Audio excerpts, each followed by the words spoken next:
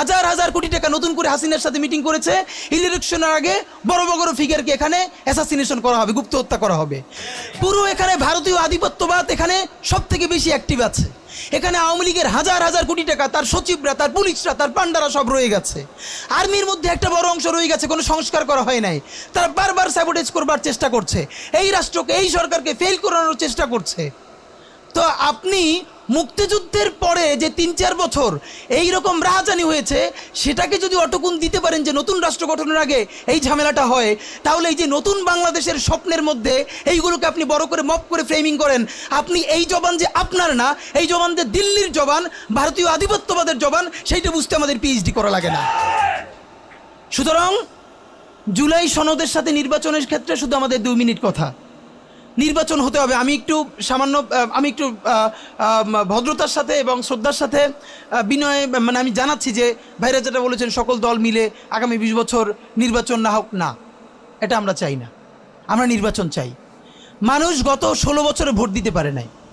মানুষ আনন্দ নিয়া শীতের সকালে বাচ্চা কাচ্চাকে কুয়াশার মধ্যে লাইন দিয়ে দাঁড়াই থাকবে, ভোট দিবে। আমরা সেই বাংলাদেশ দেখতে চাই। আমরা নির্বাচন চাই, নির্বাচন হতেই হবে। এই নির্বাচনকে বানচাল করবার জন্য দিল্লি থেকে শুরু করে আওয়ামী লীগ হাজার হাজার কোটি টাকা নতুন করে এখানে বিনিয়োগ করছে। নির্বাচন লাগবে। তবে আমাদের প্রশ্ন হলো, সেই নির্বাচনের ম্যান্ডেট হবে কি? এখানেই আমাদের কথা। কোনো ধরনের আপোষ ছাড়াই নতুন নির্বাচন হইতে হবে জুলাই সনদের ভিত্তিতে। এইটাই আমাদের কথা।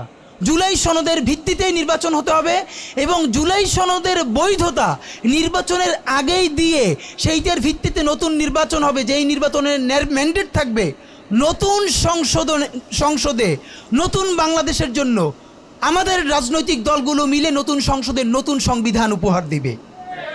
যেই সংবিধান 72-এর বাকশালী সংবিধান, ফ্যাসিবাদী সংবিধান, যেই সংবিধানের কোনো ম্যান্ডেট ছিল না বাংলাদেশ রাষ্ট্রের সংবিধান করবার, কারণ তারা পাকিস্তান রাষ্ট্রের মধ্যে শপথ নিয়ে পাকিস্তান রাষ্ট্রের জন্য সংবিধান প্রণয়নের কথা বলেছিলেন, কিন্তু বাংলাদেশ রাষ্ট্রের কোনো ম্যান্ডেট তাদের কাছে ছিল না।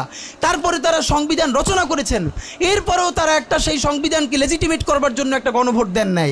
এরপরে যারা 73-এর একটা ভোট চোরের নির্বাচন দিয়েছে, সেই 73-এর নির্বাচনের ভোটের ইশতেহারের মধ্যেও তারা এই সংবিধানকে তারা লেজিটিমেসি দেন নাই, ইশতেহারে রাখেন নাই।